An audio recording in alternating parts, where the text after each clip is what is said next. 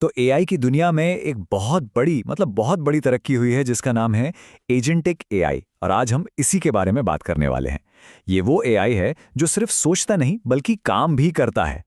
जरा सोचिए एक ऐसे एआई के बारे में जो सिर्फ जानकारी नहीं दे रहा बल्कि असल में आपके लिए काम कर रहा है। बस यही तो एजेंटिक एआई की सबसे बड़ी खासियत है। ये विश्लेषण से एक्शन की तरफ एक बहुत बड़ा कदम है। चलिए इसको ना थोड़ा और करीब से समझते हैं।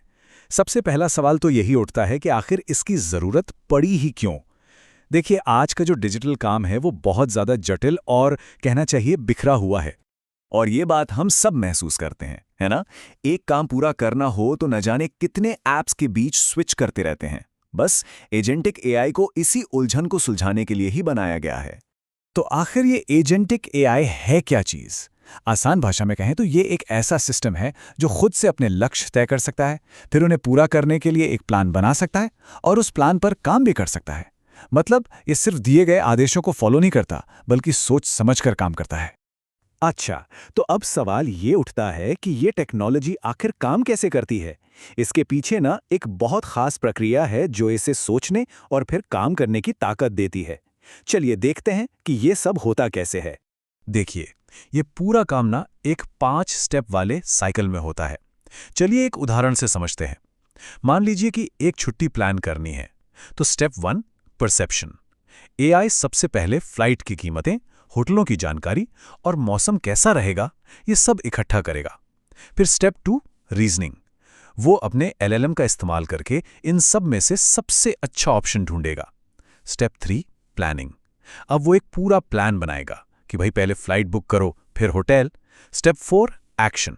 इसके बाद वो सच में वेबसाइटों पर जाकर बुकिंग कर देगा। और आखिर में स्टेप 5 रिफ्लेक्शन। वो नतीजों से सीखेगा ताकि अगली बार इससे भी बेहतर प्लान बना सके। और ये साइकिल ये लगातार चलता रहता है। एआई की दुनिया में ना बहुत सारे ऐसे शब्द हैं जो काफी कंफ्यूजिंग हो सकते हैं। तो चलिए कुछ सबसे जरूरी शब्दों के बीच का जो फर्क है उसे समझते हैं ताकि सब कुछ एकदम साफ हो जाए। तो सबसे पहले बात करते हैं जेनरेटिव एआई और एजेंटिक एआई की।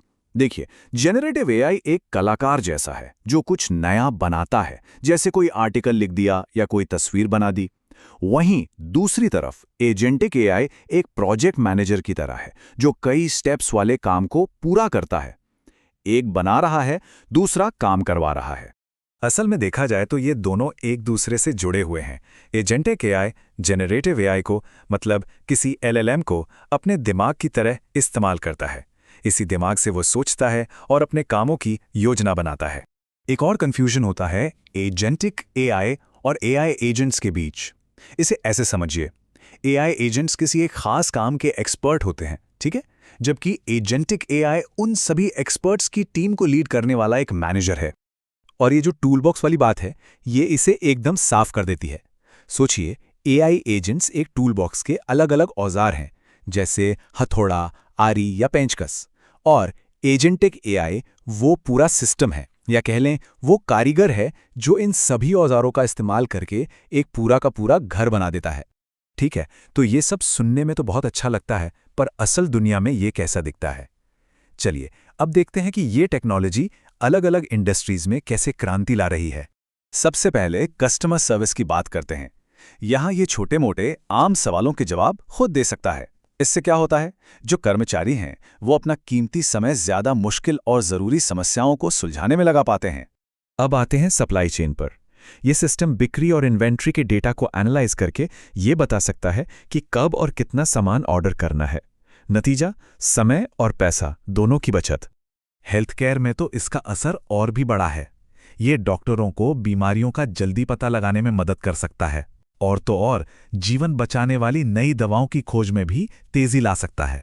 फिनेंस सेक्टर की बात करें तो ये धोखाधड़ी का पता लगा सकता है और निवेश के लिए बेहतर रणनीतियां बनाने में मदद कर सकता है। इससे पूरा का पूरा फाइनेंशियल मार्केट ज्यादा सुरक्षित और कुशल बनता है।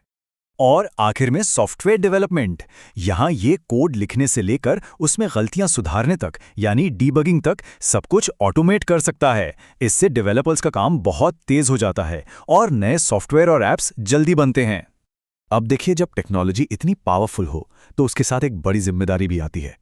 तो सवाल यह है कि इसे सुरक्षित तरीके से कैसे लागू किया जाए। चलिए देखते हैं। इसे ठीक से लागू करने के लिए कुछ बातें बहुत ज़रूरी हैं, जैसे लक्ष्य एकदम साफ होने चाहिए, डेटा अच्छी क्वालिटी का होना चाहिए और सिक्योरिटी तो मजबूत होनी ही चाहिए। साथ ही ये समझना भी बहुत ज़रूरी है कि एआई ने कोई फैसला क्यों लिया, मतलब पूरी प्रक्रिया में पारदर्शिता होनी चाहिए। और इन सब में जो सबसे ज़रूरी बात है वो है इंसानी निगरानी।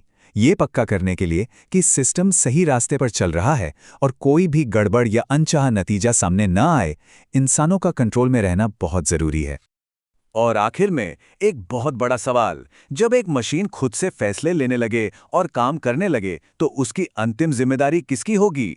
ये एक ऐसा सवाल है जो हमें इस टेक्नोलॉजी के भविष्य के बारे में बहुत गहराई से सोचने पर मजबूर करता है।